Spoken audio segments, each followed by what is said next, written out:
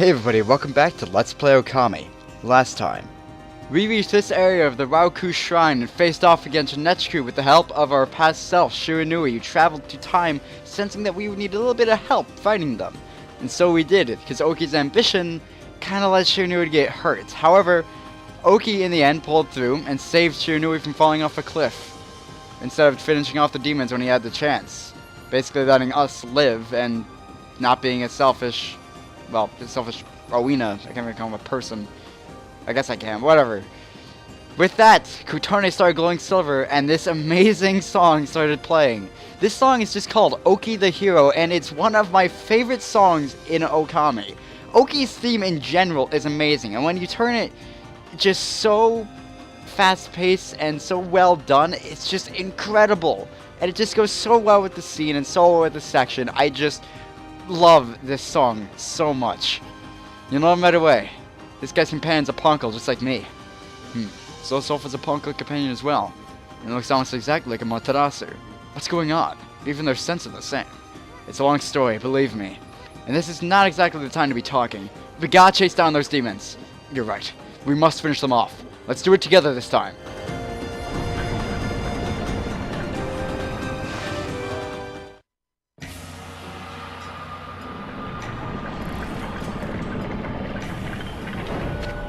Listen, you two. I'm going to stay here with this wolf. You go on ahead. What? I can't leave this one here all alone. What happened to this wolf is all my fault. Okay. Don't worry. I don't intend on having you fight those demons alone. I'll catch up with you once I finish off the rest of the monsters and make sure this area is safe. Keep forging ahead until then. Oh, come on off it already. Come off it already, okay? You're not really all that tough. I mean, with your plan, we'd end up having to worry about you. But if you insist, we'll leave this area to you. We'll go on ahead to where those demons are. Look after that wolf, okay? I will. O spirits of the air, earth, and sea, grant these to your divine power. Now, fun fact. These two are invincible. You can't hurt them because the game doesn't let you. Wanna know how to kill the game's frame rate? Use Fire Burst. Please use Fire Burst. Yeah. Because it's causing so much of that effect where they're invincible. Game kinda lags. Can't blame it, mind you, but that's what happens. And I thought it was funny, so thought I'd show it off. Anyway, Shiranui traveled forward in time now to help us out against Nechku specifically and save Oki, basically. Instead of rather fighting Orochi, which we handled, and then he came through, Shiranui came through and fought the twin demons with Amaterasu. That is why we need to go through the Spirit Gate and handle Orochi ourselves, as well as to just save Lika. And that is why I would say that I'm perfectly fine with fighting Orochi a second time because of story. Because I wouldn't have that play out any other way. Because that is just such a beautiful part of the game, with Oki's sword shining then, and I love it so much. Don't love this all that much. Back in the Moon Cave, way back then, we had to aim cannons into a wall. Well, one cannon into a wall specifically. Now we have to aim cannons into other cannons with good timing, and it's not so exact. Like, they give you a fair bit of leeway with this. It's just, the timing on it is so annoying to finally get down. I was hoping that would count, even though I was going in that direction. I was hoping it would, like, lock on and work. I don't know. I don't really care for this, honestly. This is the one part of Wawku Shrine I can't say I love. Like, there, it wasn't really aiming at him, but it hit him anyway. But anyway, we get to use Blizzard's amazing ability to, I guess, permafrost the air? I don't really know what you would... Oh, God. I had to make a platform under me. This is... Please just work. That shouldn't have worked. Anyway, that cannon over there is going to start blowing up the platforms you make, so you want to use Veil of Mist and shoot the cannons back at it, right? That should have worked. Yeah, that's a really cool room. It's just the cannons are, like, the cannons you actually have to shoot, not the cannons you actually have to kill, are a pain a bit. They're not too bad. It's just, I'd rather they just be stationary because you can't blow them up, like, set them off, rather, instantaneously. You have to wait and get the timing right. And, again, it's not that exact. It's just, I'd so much rather do with, better just stationary cannons, or just another gimmick or something.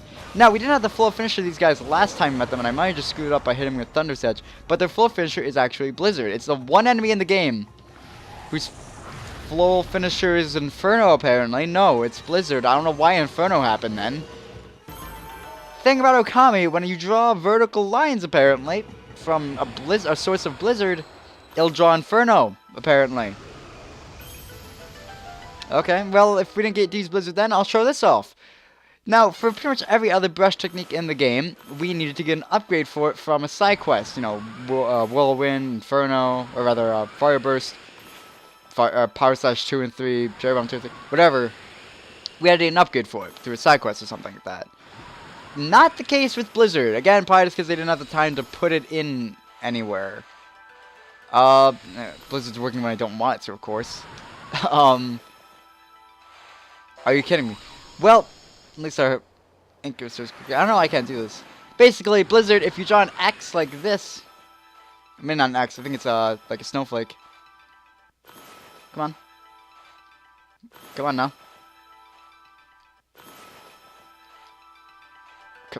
Come on now. There you go. You'll basically use ice whenever you want. I can't exactly... I think that ability is just called Snowstorm, if I remember correctly. Which, it's not that helpful, but it's there. Basically, you don't have to get a brush technique unlocked to use Blizzard whenever you want. Not that that's a big deal, because Blizzard's not helpful in a lot of areas. So it's not like Inferno or Whirlwind to a point. Well, not Whirlwind so much, because Whirlwind was more just a defensive wind technique. Not so much like use wind whenever you want, because you kind of already do that. But it was more just like a defensive technique, one of the few in Okami overall.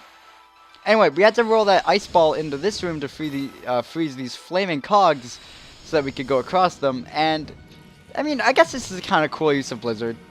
Just not incredibly exciting, because we did it basically the same way by slowing down time before. But, I mean, using Blizzard somehow is always nice. Okami then doesn't really find many uses for Blizzard as well, and that's why I'm glad they just kind of fused it with... I probably could have made that jump.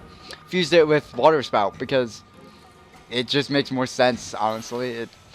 It's one of the few things I'll say Okami Den did way, way better. Well, not way, way better. It just did better than Okami if you use those two powers. I mean, fucking... Could we have just gone without Blizzard? Probably. I don't think it would have really been missed. I wouldn't miss it personally. I would notice it was gone. I'm not saying that. I'm just saying that I wouldn't really miss the ability of Blizzard. Again, it's the last push ability. It's in the last dungeon. They use it fairly well in this last dungeon. It's just not... I guess it's just an ability, like, what can you do with it? Really.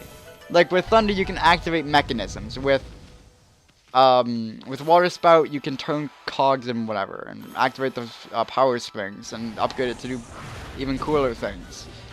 With Blizzard, you can freeze things, and again, do that really, really cool, like, freezing the air thing. That's awesome. But, like, that's it. Don't get me wrong, I like Blizzard, I like Itagami, but, whatever. Anyway, Imp Merchant here. I'm gonna go and sell all my things, all my artifacts, whatever they're called, treasures. I don't know how I didn't get that name. But, whatever.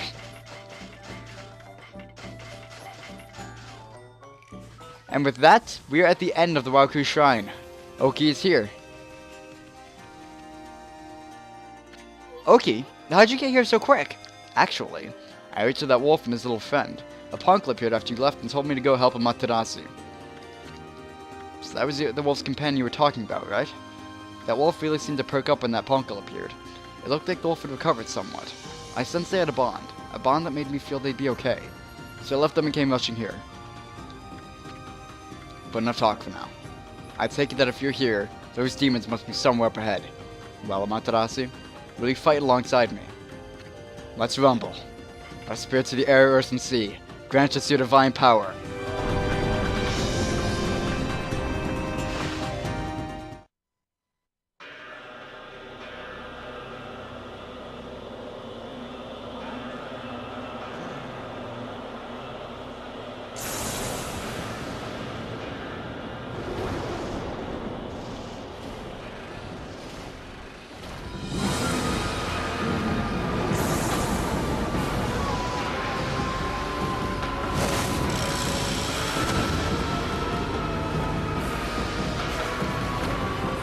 So this is where those bird brains went.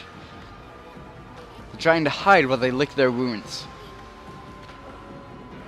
We can't let these infernal contraptions get away this time. And I don't think we have enough energy to chase them down again. Them? Get away again? No prey has ever eluded my trusty Dunkamaru more than once. Though on my own.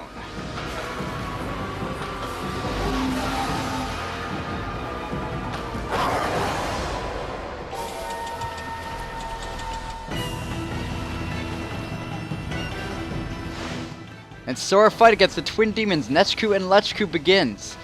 I like this fight. It's actually one of my favorite fights in the game because it's pretty much based around using your powers. You really can't hit Nechku and Lechku on your own. Like, if we run up to Nechku here and we try to jump up to him, well, like, that didn't work, but we can't really hurt him. Like, if we try to use Thunder's Edge here to hit him, they move around a lot, so it's difficult to show this off. Basically, they're pretty much invincible unless you use your brush powers. And I love that concept. I don't know why I love it. I guess that's the whole point of the game, using your brush powers. But basically, whenever one of the twin demons is stunned, Oki will come over to you and turn into an arrow, and you can launch him at them, and then you can start knocking them down, and Oki will help out there. Which, I like this fight. I like the gimmick. I like the music, especially. God, the music is so good. This theme. And also, there's a sped up version of this theme that happens when Lechku and Nechku use a certain move. I think more so Lechku, the golden demon, because he's the slot machine demon. It's a really, really cool concept. These are based off something in Legend. If I remember correctly, I'm kind of talking my ass here. I researched this, but I'm not like too big into it, honestly. It's that two owl demons, or contraptions like these mechanical beings, kidnapped Amaterasu, and then a Aino hero rescued her. The Aino being represented by the Owina here, and obviously that Aino hero being Oki in this case. Not so much followed in this legend or in this game. That's a legend. Fuck it. But it's still cool nonetheless that they kind of brought it in through this story. Nechku and Lechku do not have a shared health bar. They each have separate ones, but they're also just not that big. Because you can do 2 power slashes whenever they're stunned, and you shoot Oki at them. And they get stunned by a lot of things. Pretty much anytime you use one of their brush powers against them, or one of your brush powers against them to retaliate with an attack, they'll get stunned. Besides when one of them uses like Bloom or the Egg, that's basically to heal you and give you back your ink. It's not really an offensive or something you can parry with so much. I got grabbed. I didn't know that could happen. I honestly didn't know you'd get grabbed. I pretty much always avoided the attack. Whatever. So we should be able to finish off Nechku here, if I remember correctly. I'm surprised I'm being able to remember the demons' names pretty well, because, no, I was thinking of Lechku then. Because I usually never really remember the demons' names. I just call them, when I'm talking about Okami, I refer to this as Lechku and Nechku. I don't really refer to them separately, ever. And when, when I'm in the fight with Shiranui, I'm referring to that as the fight with Shiranui, because everyone knows what you're talking about when you say that, because it's the only time you fight with, alongside Shiranui. But I'm surprised I'm being able to remember. It's not that hard to remember mine, it's just I'm dumb. And he's not really using any attacks that we can parry here. And Nechku, the gold demon is dead. So we're not even going to be able to hear the sped up version, so might as well finish off Lechku as fast as possible. And that should... Amaterasu, don't back. You have to point... Did I not pull him enough? Oh yeah, I guess I didn't. It's not really like it's a visual representation of how hard you're pulling the arrow, but whatever.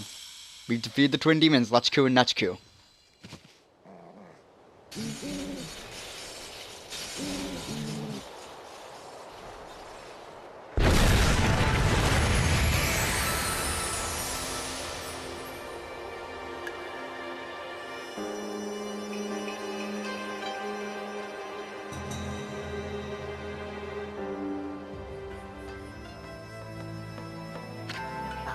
Twin demons which had suddenly awoken atop Asafushi and tried to lay waste to the land of Kamui were defeated. They disappeared in a burst of petals thanks to Oki and Amaterasu. However, a giant cloud black as night cast a shadow on the scene. Blight, Ninetales, the twin demons Lechku and Nechku. Souls of each were swept into the clouds as it moved. It drifted toward the Ark of Yamato at the bottom of Zelda-like Lake. The Ark of Yamato is beckoning all the world's darkness within. Tuskel's words echoed ominously, awakening Amaterasu's heart. All the sacrifices, all the life lost in the name of good. Was it all in vain? Shiranui, Amaterasu's 100-year-old incarnation, was fatigued and exhausted by the intense battle. However, when Shiranui noticed the glow of Oki's sword, Kotone, a sly smile seemed to crease the wolf's tired lips. Satisfied with this bright glimmer of hope, Shiranui struggled to rise and put every last ounce of strength into passing through Ishaku's gate back in time, back home. As Amaterasu and Isun looked on, they were fully aware that Shiranui headed back into the face of danger, to the battle with Orochi. After saving Nagi from the clutches of death and aiding them in their own quest, Shiranui would die a hero, marking the beginning of the legend of Orochi. As Ishaku left the scene, his eyes betrayed the sort of toughness one exhibits when preparing for a grave event. And for defeating Nechku and Lechku, what do we get? A really cool weapon? No! We get a sun fragment. Yeah. You obtain sun fragment. But that is our last one. We have all 20 units of solar energy now.